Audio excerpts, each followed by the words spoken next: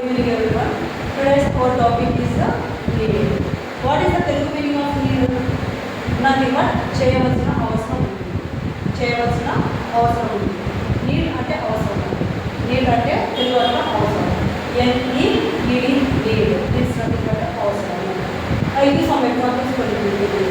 Before to give these examples, I would like to tell the structure of the sentence. Okay, already we discussed about this structure in our previous videos. How we are having formulas in maths in the same way we are having formulas even in English also. చూడండి ఇక్కడ subject plus need plus V1, subject plus need plus V1, subject plus need not plus V1.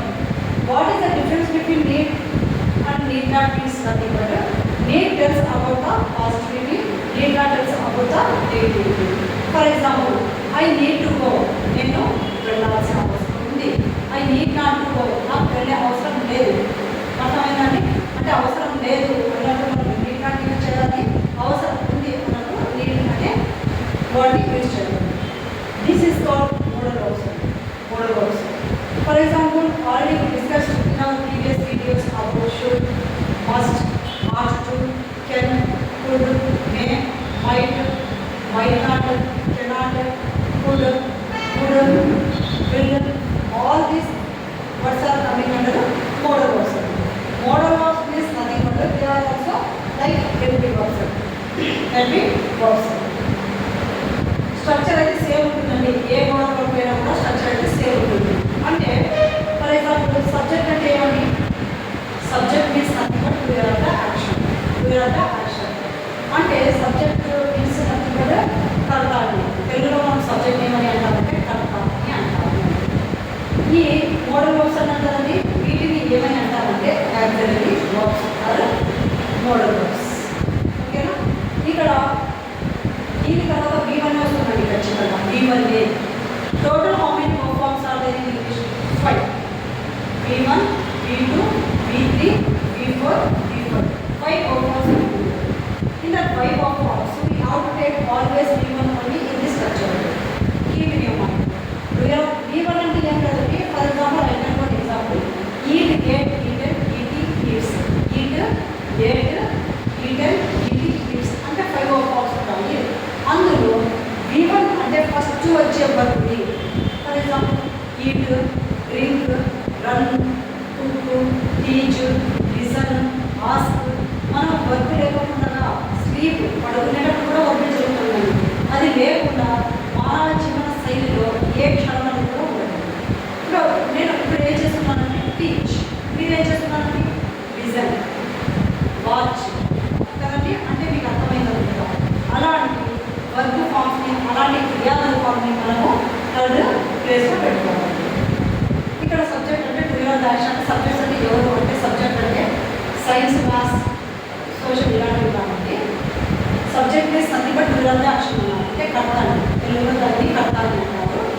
We can divide these subjects into three types. అంటే మామూలుగా మనము first person, second person, third person అని 3 విధాలుగా విభజిస్తాము. ఆ 3 విధాలుగా విభజించిన తర్వాత మళ్ళీ వాటి సింగులర్, ప్లూరల్ అని మళ్ళీ classified this things also again in 2 types. Singular means nothing but ఏకవచనము, ప్లూరల్ మీన్స్ నథింగ్ బట్ బహువచనము. ఫస్ట్ పర్సన్ సింగులర్ వచ్చేసి ఐ, ఫస్ట్ పర్సన్ ప్లూరల్ వచ్చేసి వి, సెకండ్ పర్సన్ సింగులర్ వచ్చేసి యు, సెకండ్ పర్సన్ ప్లూరల్ వచ్చేసి you, third person singular వచ్చేసి he, she, it, any name, place, person, thing, animal, etc. Whatever it may be, when we want to tell about a single thing is called singular third person. Here, what is the plural form of third person is nothing but they and అర్థమైందండి? I, we, you, he, she, it, they. ఇలాంటి ఆ పర్సన్స్లో మనం ఇక్కడ subject ప్లేస్లో పెట్టుకుంటామండి. ఓకేనండి? V1 అంటే clear అయిపోయింది మీకు, సబ్జెక్ట్ అంటే క్లియర్ అయిపోయింది. నేను అయితే నీడ్ అంటే అవసరము. I need to drink some water. Today it's very hot. I need to drink some water. ఈరోజు చాలా వేడిగా ఉంది, నేను కొన్ని వాటర్ తాగాల్సిన అవసరం ఉంది. You need to go to market.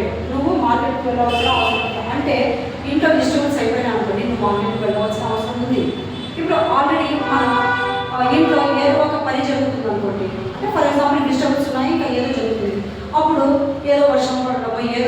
మీకు అబ్బాయి అబ్బాయికి ఇన్కన్వీనియంట్గా ఉన్నప్పుడు you need not to go అంటే నువ్వు వెళ్ళవలసిన అవసరం లేదు. యూ నీడ్ టు గో, వెళ్ళాల్సిన అవసరం ఉంది అని ఇక్కడ already discussed about this need not in our previous video.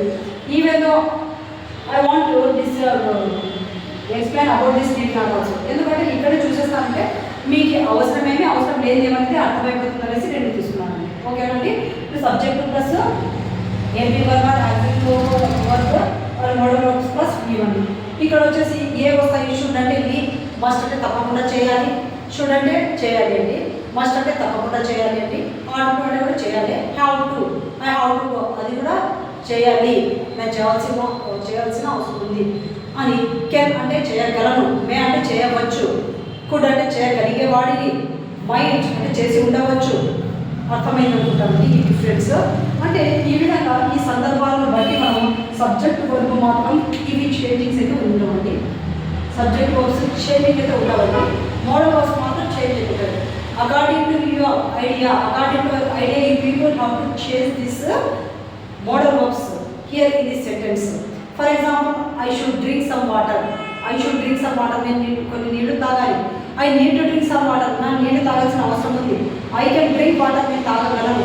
అంటే ఆ పర్టికులర్గా మీరు ఆ మోడల్ వర్బ్స్ యొక్క తెలుగు మీనింగ్స్ తెలుసుకున్నారంటే ఈ స్ట్రక్చర్ను మీరు ఫ్రేమ్ చేసుకోవడానికి ఈజీగా ఉంటుంది. It will be easy for you people to frame the sentence according to the situation, either textual or oral. Clear అండి?